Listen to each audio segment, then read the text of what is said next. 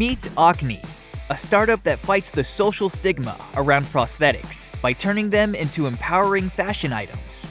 Using 3D printing and innovative 3D design, these hardworking startuppers are creating unique, customized, and fashionable prosthetic covers. So instead of hiding the bare metal tubes, amputees can now wear beautiful covers expressing themselves. Oqni was formed back in 2021 and is continuously growing.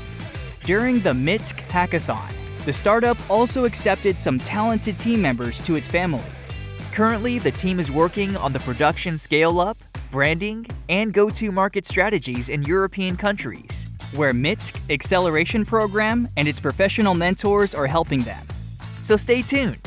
M1TQ Demo Day is on October 4th, and oqni will be pitching there.